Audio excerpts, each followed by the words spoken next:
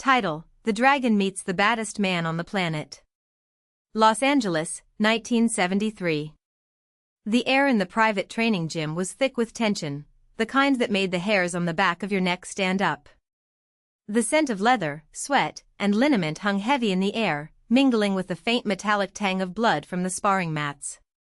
Outside, the neon lights of Chinatown flickered, casting long shadows through the high windows. But inside, all eyes were on two men, one, a legend in the making, the other, a force of nature who had yet to meet his equal. Mike Tyson, then just a 17-year-old prodigy with a reputation for destroying grown men in the ring, had heard the stories. Bruce Lee? The guy who does all those fancy kicks and one-inch punches? Can he really fight? The question had been gnawing at him. Tyson, even at his young age, had already developed a reputation for being a human wrecking ball, fast, brutal, and relentless. He didn't believe in flash. He believed in power. And he wanted to see if the man they called the Dragon was all talk.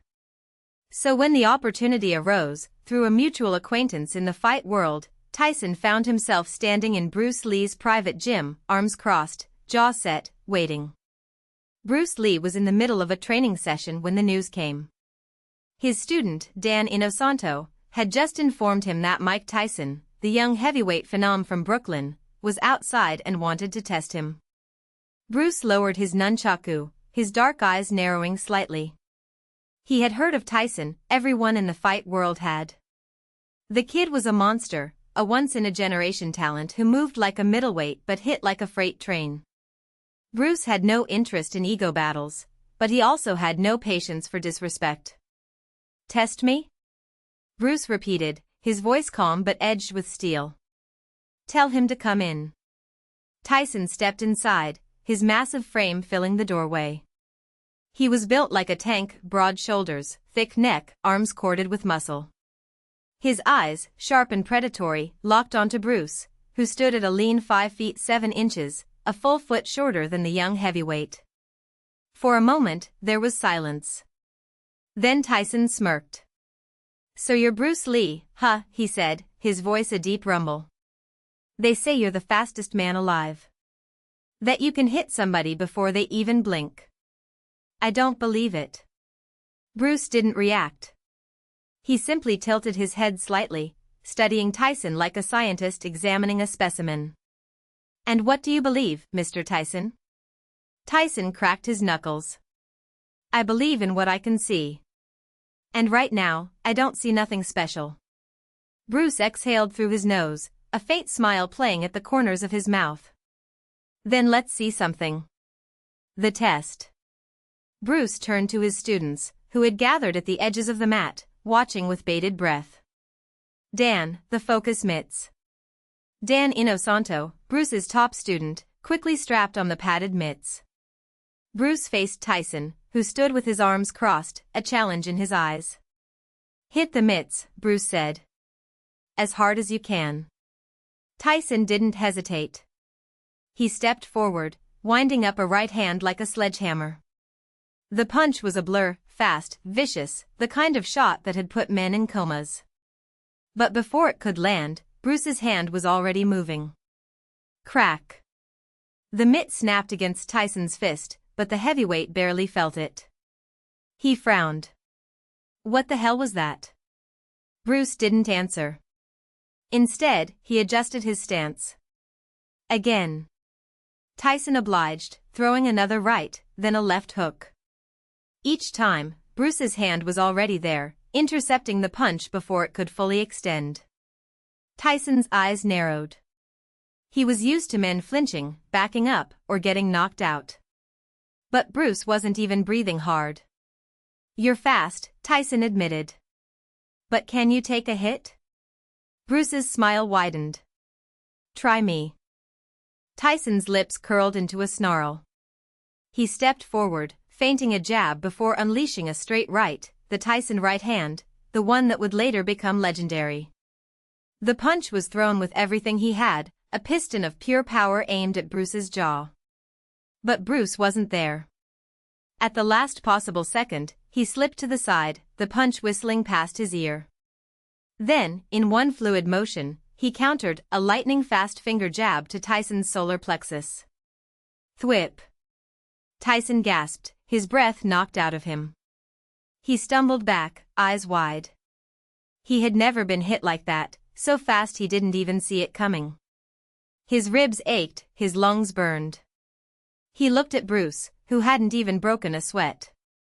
"What was that?" Tyson wheezed. Bruce stepped forward, his voice low, intense. "That was Jeet Kune Do. The art of fighting without fighting. The art of intercepting." Tyson rubbed his chest, his pride stinging more than the hit. "You got lucky." Bruce shook his head. "No. I didn't. Speed is a tool, Mr. Tyson. But timing is everything." The sparring session. Tyson wasn't done. He wanted a real test. "Let's spar. No pads. No rules." Bruce considered him for a long moment. Then, with a slight nod, he turned to Dan. "Get the headgear." The gym fell silent as the two men stepped onto the mat. Tyson, despite his youth, was already a seasoned brawler. Bruce, though smaller, was a master of precision and economy of motion. The contrast was striking. Tyson came out fast, throwing a jab to test the waters. Bruce parried it effortlessly, countering with a quick low kick to Tyson's lead leg. The heavyweight grunted but barely flinched. He fired back with a left hook, but Bruce ducked under it, driving a palm strike into Tyson's ribs. Crack! Tyson winced but retaliated with a vicious uppercut. Bruce twisted away, the punch grazing his chin. He countered with a rapid-fire combination, a jab, a cross, a hook, each strike landing with surgical precision. Tyson blocked some, but others slipped through, stinging his face, his body. Then Tyson did what he did best, he closed the distance, wrapping his arms around Bruce in a clinch. He tried to muscle him down, but Bruce flowed with the motion, using Tyson's own momentum against him. A quick hip toss sent the heavyweight crashing to the mat. Tyson hit the ground hard, the wind knocked out of him. He looked up, dazed, as Bruce stood over him, offering a hand up. "You're strong," Bruce said. "Very strong. But strength alone won't win every fight." Tyson took the hand, pulling himself up. He was breathing hard, his ego bruised but his respect growing. "You're different." Bruce chuckled. "And so are you, Mr. Tyson. You have a gift. But gifts can be wasted if you don't understand the science behind them." Tyson wiped sweat from his brow, his mind racing. He had come here to prove something, to himself, to the world. But instead, he had learned something. The aftermath. The two men sat on the edge of the mat, drinking water.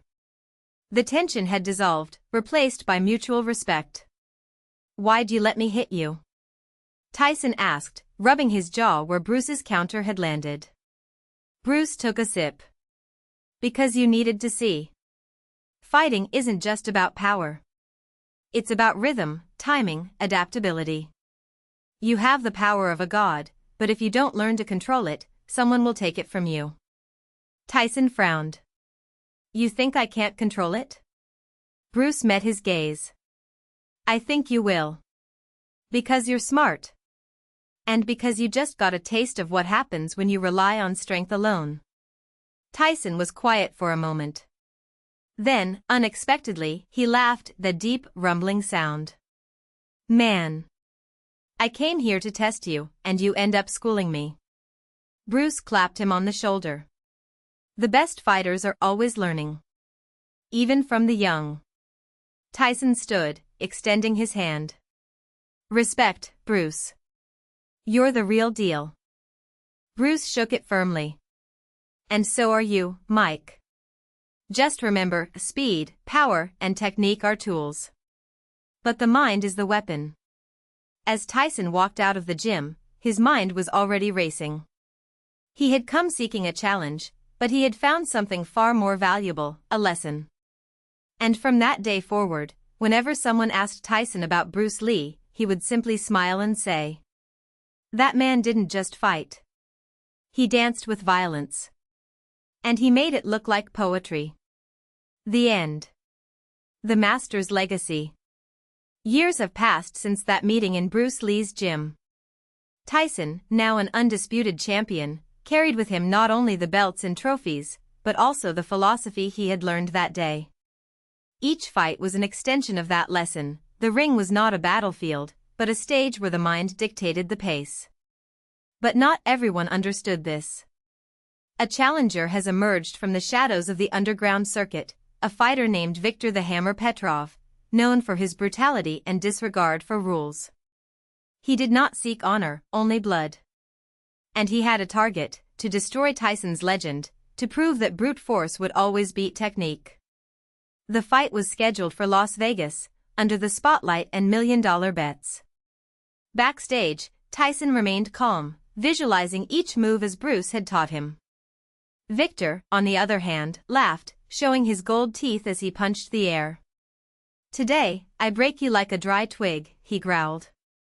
The gong sounded. Viktor charged like a bull, his fists spinning in uncontrolled blows. Tyson dodged fluidly, countering with surgical precision, a kick to the ribs, a punch to the solar plexus, a spin that sent Viktor reeling. But the Russian didn't fall. Instead, he howled in fury and charged forward again, grabbing Tyson in a bear hug. The audience screamed. Commentators foreshadowed the end. It was then that Tyson remembered Bruce's words: "A true fighter doesn't react. He responds." With a subtle movement, Tyson unbalanced Viktor, using his opponent's own weight against him. A knee to the stomach, an elbow to the temple. Viktor collapsed, eyes rolling. The referee started counting. But Tyson didn't celebrate. He knelt down beside his opponent, offering his hand. Viktor, stunned, spat out blood and refused. "You won today," he murmured, "but the war is not over." Tyson smiled. "There is no war. There is only what you choose to carry." Epilogue: the last round. Years later, Viktor Petrov, now a respected trainer, received an unexpected invitation: a documentary about the greatest fighters in history. Among those interviewed, Tyson. When the camera focused on Viktor, he hesitated before speaking. "I hated Tyson. I thought he was weak, that he fought like a dancer. Until one day, watching an old recording, I saw Bruce Lee in action. And then I understood." He paused. Tyson wasn't fighting me. He was fighting the idea that strength is everything. And he won. The camera cut to Tyson, now older, his hair gray but his eyes still sharp. "Bruce taught me that violence can be art. But the real victory is when you teach it to others." The screen went dark. And somewhere, beyond the lights and the crowds, two masters smiled. One, in memory. The other, in legacy. Final chapter: the last round. Years later, the documentary Blood and Philosophy, the struggles that changed the world, became a phenomenon. Viktor, now in his early 60s, watched the rerun in a small Moscow cinema, surrounded by young fighters who idolized him. The scene where he talked about Tyson still bothered him. Not because of the truth in his words, but because of what they left out. That night, after the screening, a tall man in a dark suit approached him in the lobby. The face was familiar, but aged, deep circles under his eyes, scars almost erased by time. "Do you still believe what you said?" The voice was hoarse but firm. It was Tyson. Viktor wasn't surprised. "I knew the meeting was inevitable. I believe you won. But not like I thought." He pointed to the screen, where the image of the two, young and fierce, froze in an interrupted punch. "You fought the shadow of what you were taught to be." "I fought my own." Tyson laughed, a dry, joyless sound. "What now? Do you still think strength is everything?"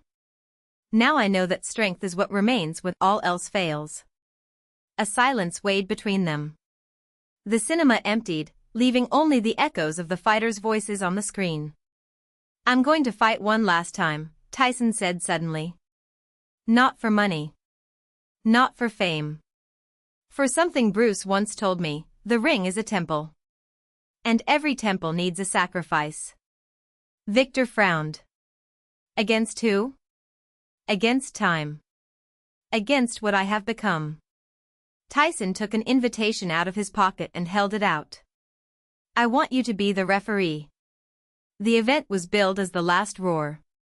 A ring set up in the Nevada desert, no live broadcast, no tickets for sale.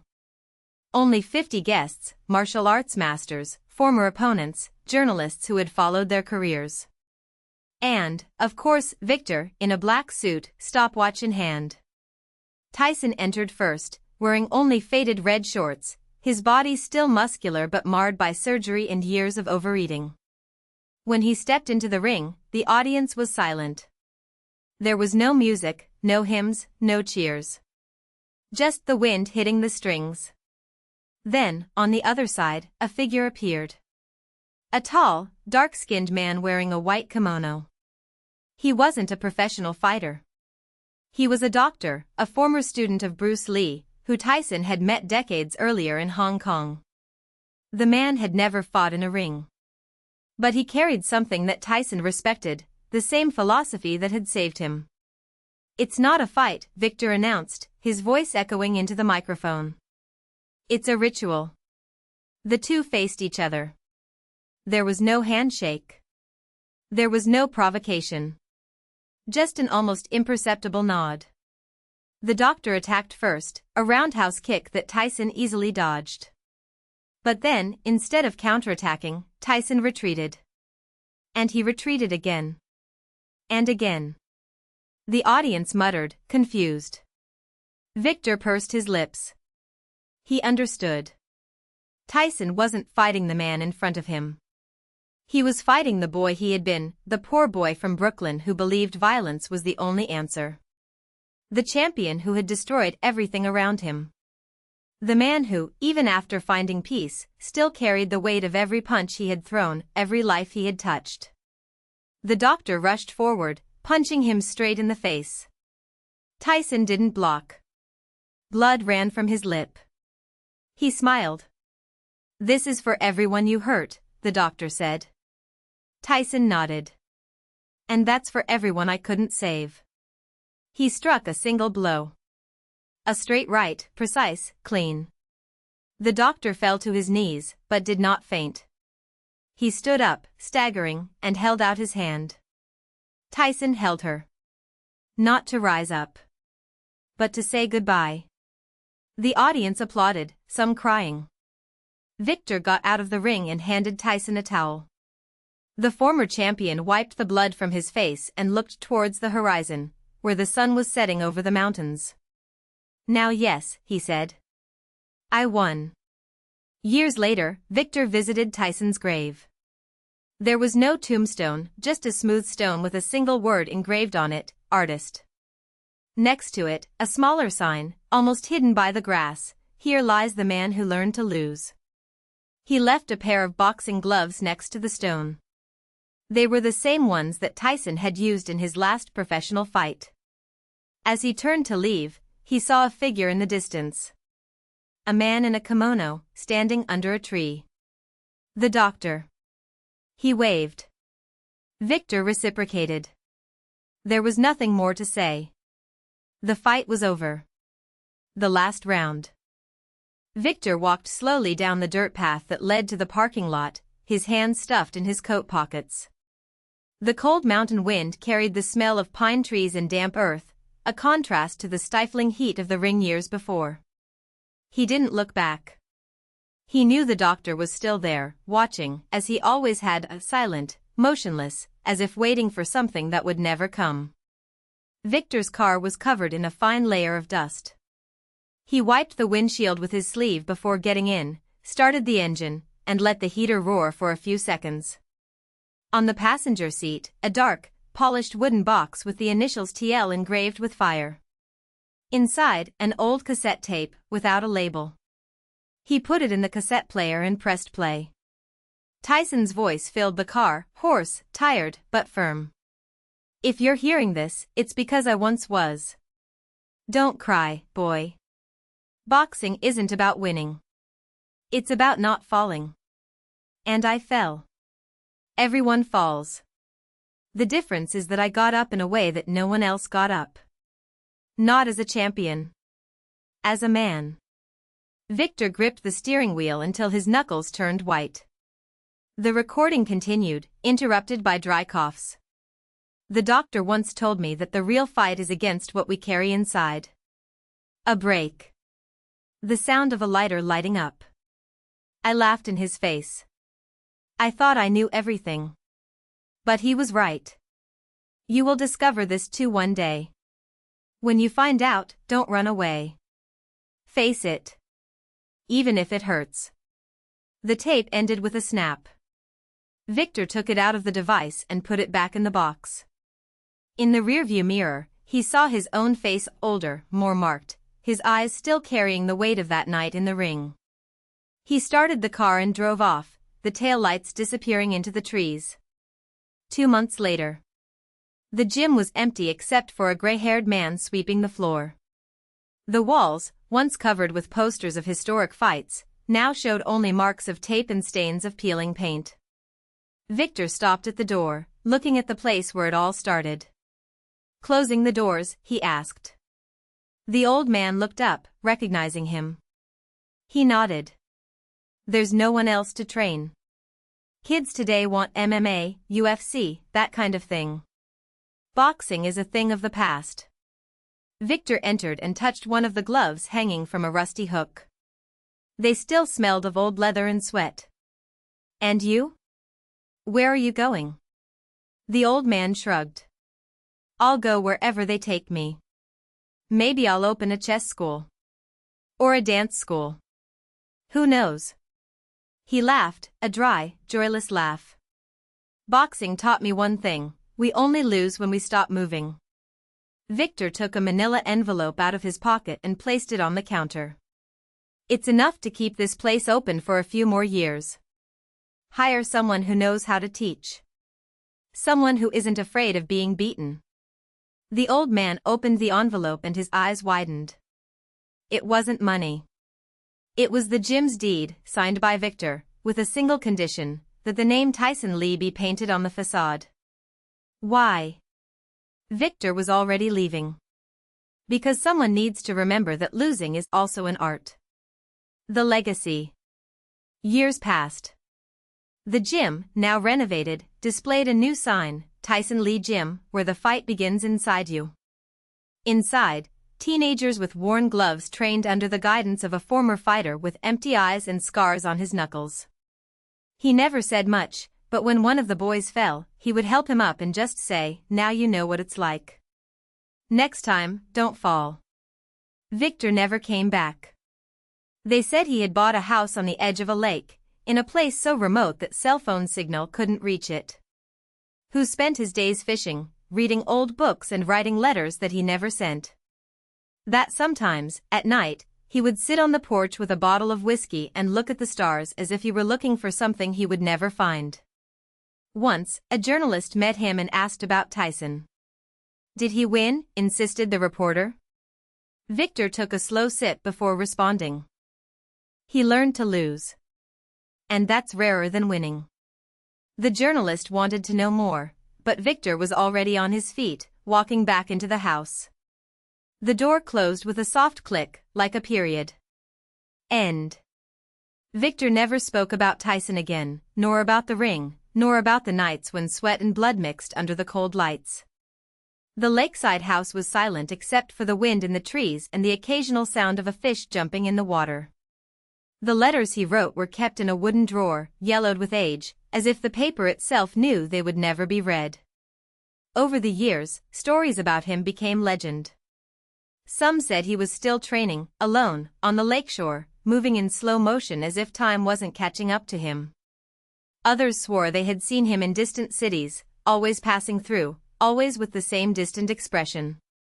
But no one approached him again. The journalist who interviewed him wrote a short article, without answers, and gave up looking for meanings where there were none. One morning, a fisherman found a boat adrift. Inside, just a notebook open to the last page, with a handwritten phrase, "The fight doesn't end when you lose. It ends when you stop getting up." Beside it, an empty bottle of whiskey and a pair of worn boxing gloves, folded carefully. The lake swallowed the boat slowly, as if it knew that some stories don't need an end. Just silence.